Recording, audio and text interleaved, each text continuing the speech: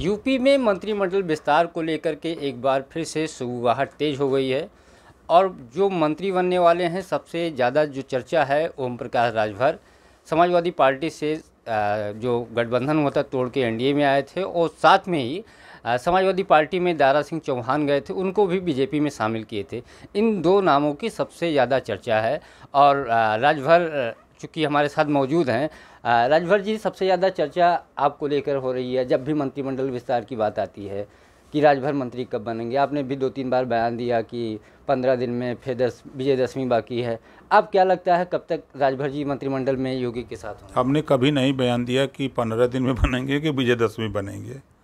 ये सूत्रों के हवाले से आप लोगों के में तो आपने यहाँ पे जिक्र किया। नहीं, अब मैंने जिक्र किया था कि धैर्य रखिए, दिल थाम के बैठिए। हाँ, जल्दी होंगे ये बात मैंने कही थी। और देखिए, कल बैठक हो रही है। प्रदेश के मुख्यमंत्री आज दिल्ली जाने वाले हैं। गृह मंत्री और राष्ट्रीय अध्यक्ष जेपी नड्डा जी से मिलेंगे। कल सीएम, दोनों डिप्टी सीएम और वरिष्ठ मंत्री, संगठन के लोग, सबको दिल्ली बुलाया गया। बैठक होगी। 2024 के चुनाव की रणनीति पर चर्चा होगी।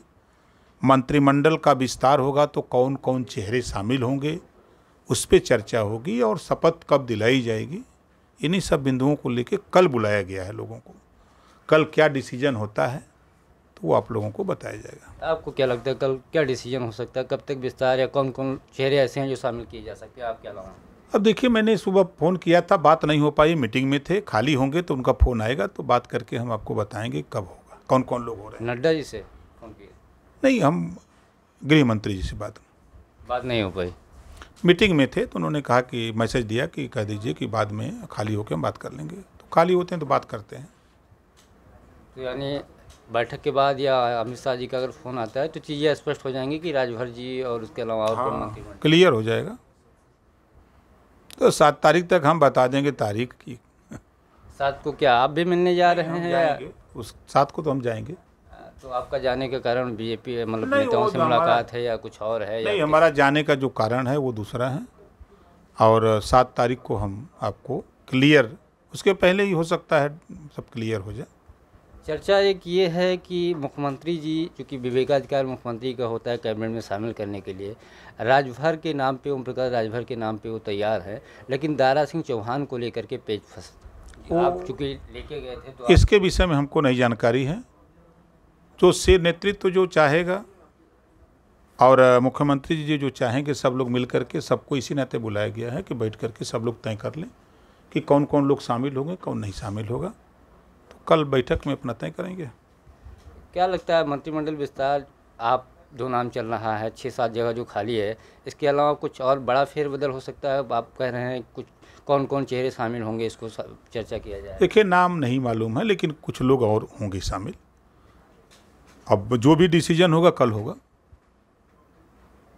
कल योगी कैबिनेट ने आजम खां की जो जौहर ट्रस्ट था उसमें ज़मीन पहले माध्यमिक शिक्षा विभाग के एक स्कूल की लीज पे दे दी गई थी। कल कैबिनेट में फिर से वापस करके उस स्कूल को वापस कर दिया। अखिलेश यादव ने कहा ऐसी चीज़ें सरकार को नहीं करना चाहिए, जब दूसरी सरकार आएगी तो वो भी करेगी। हर सरकार लोगों को या ज़मीन खोलने या स्कूल खोलने या कुछ भी लीज पे देती है, ये पहली बार नहीं हो रहा है। सरकार को ऐसा नहीं करना चाहिए, नहीं तो आने वाले समय में भी जो भी सरकारें आएंगी वो करेंगी। न्यूनतम रेट पर कोई भी सरकारी संपत्ति संविधान के दायरे में गलत तरीके से लीज पर दी गई है, जांच होने पर दोषी पाया गया है, गलत तरीके से सरकारी धन का दुरुपयोग हुआ है। ये समाजवादी पार्टी की सरकार में अखिलेश यादव जी की दस्तखत से हुआ है। अखिलेश यादव जी खुद चाहते हैं कि आजम खां जी जेल में रहें। वो खुद चाहते हैं। क्यों चाहते हैं वो जेल में? उनके स्टार प्रचारक हैं, उनके मुस्लिम चेहरे हैं, मुलायम सिंह यादव जी से बड़े अच्छे रिश्ते, आजम खां के संस्थापक सदस्य हैं, तो अखिलेश ऐसा क्यों चाह रहे हैं? इस नाते वो चाह रहे हैं कि वो जानते थे कि आजम खां जब सरकार में थे तो उनकी तूती बाजती थी, लोग कहते हैं।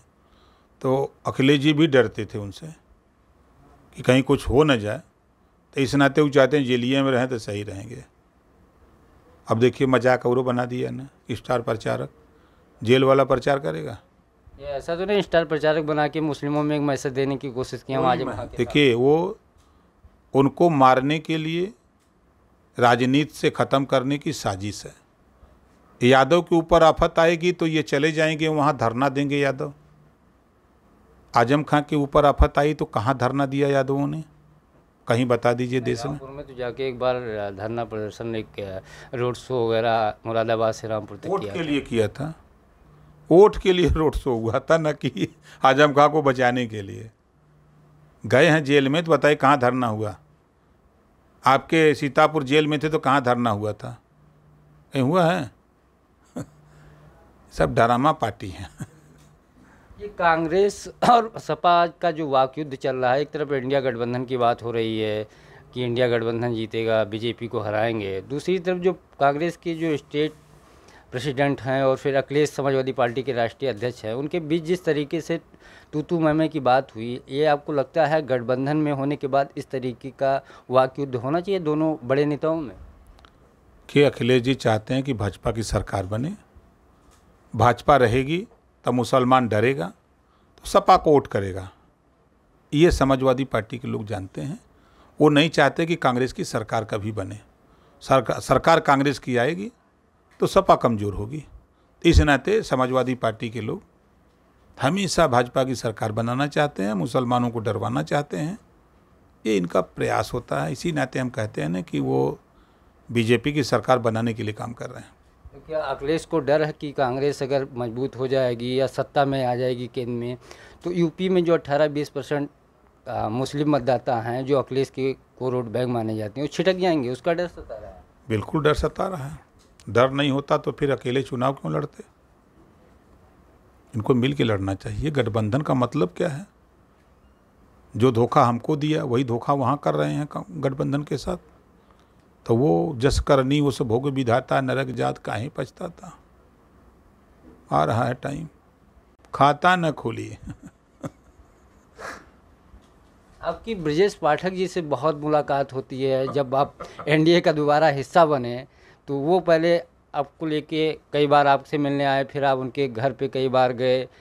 मुख्यमंत्री से मिलना कम होता है, ब्रजेश पाठक से ज़्यादा मिलना होता है। क्या दिल्ली के करीबी पाठक जी इस नाते उनसे मुलाकात होती है या कोई और कारण? ऐसा कुछ नहीं। देखिए, मुख्यमंत्री प्रदेश चलाता है, जब चाहते हैं तब तो उनसे मिल लेते हैं, मुख्यमंत्री से भी। और समस्या जैसे स्वास्थ्य संबंधी समस्या है या कोई और समस्या है तो वो इतना हमारा उनका संबंध है, इतना ईजी रहते हैं, फ़ोन करते हैं आ जाइए। अब मुख्यमंत्री के यहाँ फ़ोन करिए तो भाई हम ही तो मिलने वाले नहीं हैं, तो वहाँ टाइम फिक्स होता है कि फला टाइम को आइए तो मिलिए। यहाँ तक उन्होंने टाइम नहीं है। फ़ोन करिए कहाँ हैं, आवाज़ पे आ रहे हैं आ जाइए। तो मंत्रियों से, डिप्टी सीएम से मिलने में जो सुविधा है वो सुविधा सीएम और पीएम से मिलने की नहीं है। दूसरे डिप्टी सीएम से मुलाकात कम होती, क्या वो उनसे बातचीत नहीं होती? बिल्कुल होती है। अभी मिलेंगे उनसे भी, अगर हैं तो आज रात को मिलेंगे। क्या भोजन होगा? कौन कौन रहेगा भोजन पे? अरे हम रहेंगे और कौन रहेगा? तो चर्चा वही कैबिनेट विस्तार या लोकसभा चुनाव या कुछ? हाँ, अब नेता के जाई तो धान काटा के चर्चा तो करी। वहाँ तो राजनीति करना बात हुई।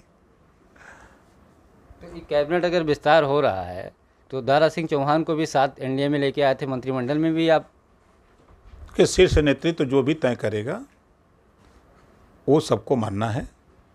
और कल तक धैर्य रखिए, हो सकता है कल तक कुछ फैसले आ जाए। साथ को आप भी दिल्ली जा रहे हैं तो क्या किन किन नेताओं से मुलाकात होगी? नड्डा, अमित शाह जी? बात हो जाए तो बताएंगे, अभी बात नहीं हो पाई है। अच्छा, अमित शाह से आज बात होने के बाद चीज़ें स्पष्ट होगी किन किन से मुलाकात। तो ये थे हमारे साथ सुभाषपा के राष्ट्रीय अध्यक्ष ओम प्रकाश राजभर जी, जिन्होंने कई सारे मुद्दों पे बात की। मंत्रिमंडल विस्तार की जो चर्चाएं चल रही हैं, उन्होंने कहा आज कल बैठक होने जा रही बीजेपी के नेताओं की, नड्डा और अमित शाह जी के साथ, उसके बाद चीज़ें स्पष्ट हो जाएंगी। मेरी भी अमित शाह जी से मुलाकात हुई है, जल्दी ही उससे बातचीत, चूँकि बात हो नहीं पाई, वो मीटिंग में बिजी थे, जैसे बात होती है चीज़ें और स्पष्ट हो जाएंगी। पंकज चतुर्वेदी, TV9 लखनऊ।